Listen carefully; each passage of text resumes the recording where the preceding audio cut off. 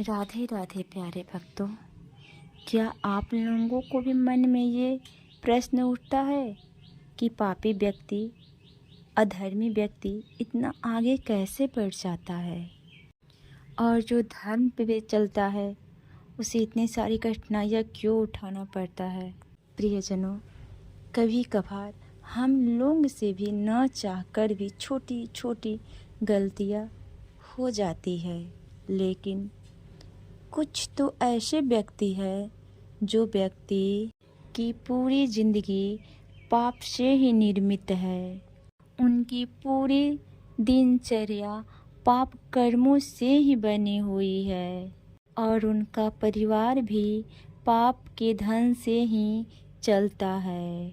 उनका परिवार का पोषण पालन पाप के धन से ही होता है और वह व्यक्ति अपने आप को दुनिया का सबसे सुखी समझता है। उसके पास किसी भी वस्तु की कमी नहीं रहती है।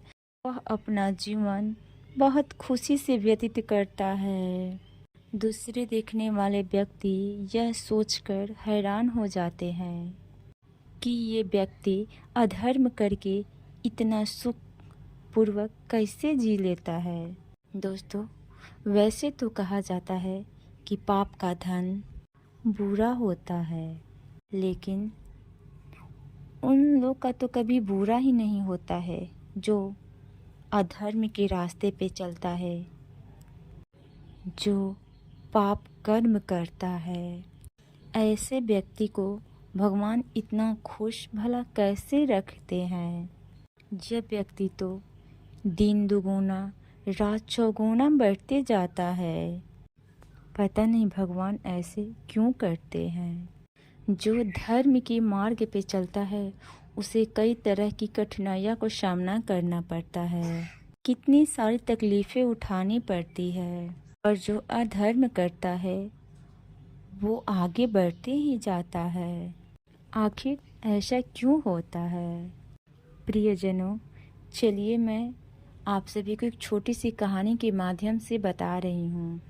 इस वीडियो की लास्ट तक बने रहिएगा। एक गांव में दो भाई रहते थे। दोनों भाई बिजनेसमैन थे। एक का बिजनेस सोने चांदी का था और एक हलवाई का काम करता था। दोनों भाई घर के आमने सामने ही रहते थे। एक भाई धर्म के रास्ते से अपना कार्य करता था और एक भाई अधर्म के रास्ते पे अपना कार्य करता था। जो अधर्म के रास्ते पे था वह दूध में पानी मिलाकर बेचता था, बहुत सारी झूठ बोलता था और उसका दुकान भी बहुत अच्छा चलता था। जो व्यक्ति धर्म करता था वह बहुत दुखी रहता था। उसका दुकान बिजनेस उतना नहीं चलता था। उसके पास जब भी कोई व्यक्ति आता था तो वह हर व्यक्ति से क्वेश्चन करता था कि जो धर्म के रास्ते पे चलता है उसे इतनी सारी तकलीफ़ क्यों उठानी पड़ती है और जो अधर्म करता है, झूठ बोलता है, बेईमानी करता है, वो इतना आगे कैसे बढ़ते जाता है। वह बेचारा बहुत दुखित रहता था। एक बार उसके दरवाजे पर एक भिक्षा मांगने साधु धर्मात्मा आए थे। साधु धर्मात्मा से भी धर्म वाला व्यक्ति पूछा कि हे साधु महाराज, हमको ये चीज़ बताइए कि मैं धर्म करता हूँ फिर भी हमें इतनी कठिनाइयों का सामना करना पड़ता है और वो सामने मेरा भाई अधर्मी है, वह गलत रास्ते पे चलता है, वह झूठ बोलता है, बेईमानी करता है, फिर वो इतना आगे कैसे बढ़ते जाता है। साधु महाराज बोले कि तुम मेरे साथ चलो गंगा तट पे स्नान करने। साधु महाराज उसको अपने साथ लेकर गए। साधु महाराज उस व्यक्ति से बोले कि धर्म करने से ही धन होता है। धर्मी व्यक्ति रास्ते भर नदी के तट तक सोचते गया कि मैं धर्म करता हूँ फिर भी कहाँ मुझे धन होती है। सोचते सोचते वह नदी के तट तक गया। साधु महात्मा बोले कि इस नदी के तट पर एक गहरा गड्ढा खोदो।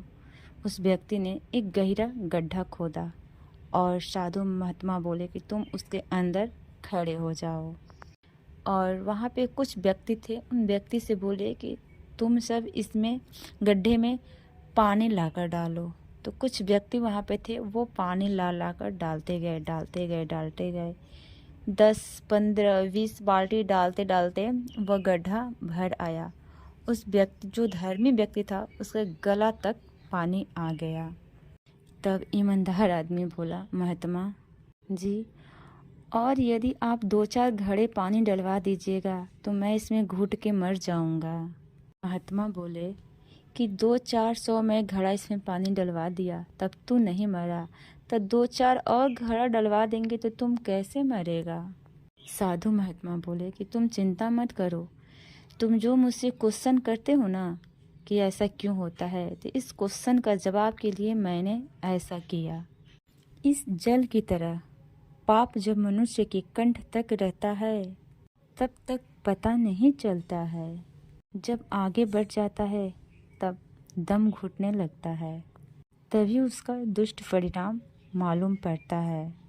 इसी तरह जब अधर्म से धन को अर्जित की हुई संपत्ति या तो आग लगने से भस्म हो जाती है, या चोर चुरा ले जाता है, या तो किसी रोग या तो जुएबाजी में ही समाप्त हो जाती है।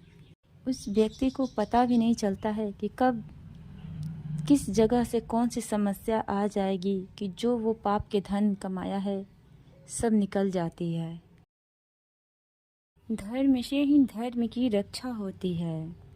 पाप की सजा मिलने में उतना ही विलम्ब समझना चाहिए जितना भगवान श्री कृष्ण जी शिशुपाल को मारने से पहले किया था। शिशुपाल जब सभा के बीच गाली उगल रहा था और भगवान श्री कृष्ण मौन खड़े थे, तब सभी लोग यही समझ रहे थे कि शिशुपाल को भगवान कुछ नहीं कर पाएंगे।